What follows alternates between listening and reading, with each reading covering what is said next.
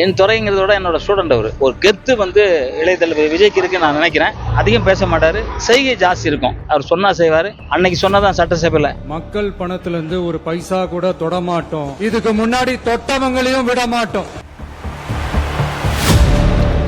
வணக்கம், நான் ஜாகுவார் தங்கம்.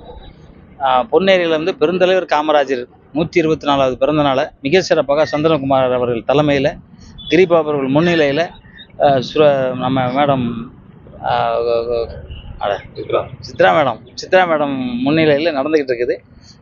மிக சிறப்பாக இருக்கிறது. ஏன்னா பெருந்தலைவர் அப்படிங்கிறது வந்து உங்களுக்கு பார்த்தீங்கன்னாக்க எதையும் நாடார், அதாவது சொத்து நாடார், பொன் நாடார், பெண் நாடார், அந்த மாதிரி நாடே இந்த ஒரு நம்ம இதில் ஆட்சி, தமிழகத்தில் ஆட்சி பண்ணி இந்த ஆட்சி யாரும் கொடுக்க முடியாத அளவுக்கு இன்றைக்கும் அவர் பற்றி பேசிக்கிட்டு இருக்கோம். ஏன்னா கல்வியில் வந்து ஒரு தண்ணீர்களாக தமிழ்நாடாக்குனார், இதில் ஒரு தண்ணி நாடாக்குனார். அதே மாதிரி அணைகள் கட்டினாலே அவர் இன்னைக்கு அணைகள் கட்டினால தான் இன்றைக்கி வந்து பாசனங்கள் நல்லபடியாக நடந்துக்கிட்டு இருக்கு. அதே மாதிரி அவரோட பிறந்த நாளில் கலந்துக்கிறதே பெருமை.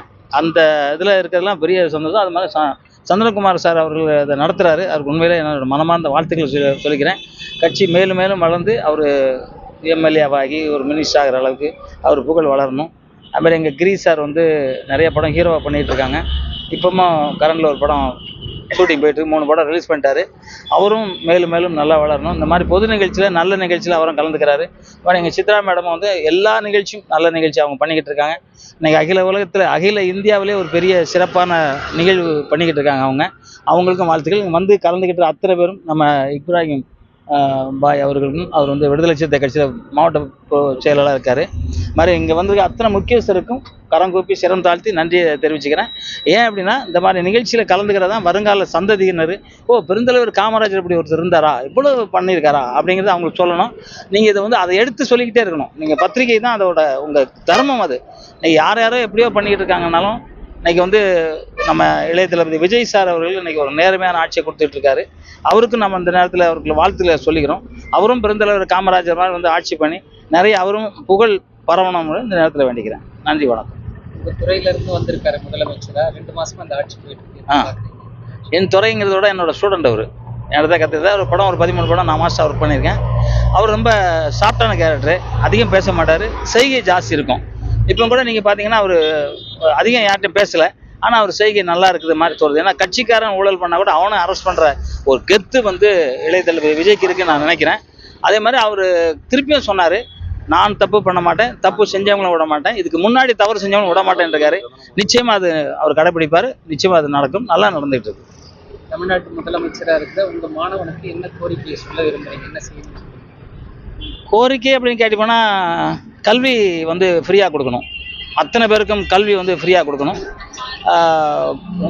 தண்ணீர் வந்து எல்லாம் எடுத்து காசு கொடுத்து வாங்கிட்டு இருக்காங்க. அதை வந்து பழக்கிட்டாங்க, அடிமையாகிட்டாங்க. ஒரு பாட்டில் தண்ணிக்கு அடிமையாகிட்டோம். அதை வந்து அவர் நிவர்த்தி பண்ணணும். வீடு இல்லா ஏழைகளுக்கு, யாருக்கோ ஒருத்தருக்கு வீடு இல்லா ஏழைகளுக்கு வீடு கட்டி தரணும். முக்கியமாக படிப்பு, கல்விக்கு வந்து பணம் வாங்காமல் கல்வி கற்றுக் கொடுக்கணும். இன்றைக்கி வந்து எல்லாருமே கல்வி படித்தாதான், அதாவது எதை வேணாலும் இழந்துடலாம். கல்வியை மட்டும் நம்ம உயிர் இருக்கிற வரைக்கும் கல்வியை நம்ம அடகு வைக்க முடியாது. அந்த கல்வி எல்லாருக்கும் வந்து நாடு முன்னேறிடும். இன்றைக்கி ஒவ்வொரு நாடும் அமெரிக்கா மாதிரி முன்னேறணும்னு நினைக்கிறாங்க. நம்ம தமிழ்நாடும் விஜய் சார் இதில் ஒரு அமெரிக்கா மாதிரி முன்னேறணும் அப்படின்னு மனமாற வேண்டுறேன். அவரால் செய்ய முடியும். அவருக்கு அந்த கட்ஸ் இருக்குது. அவர் சொன்னால் செய்வார்.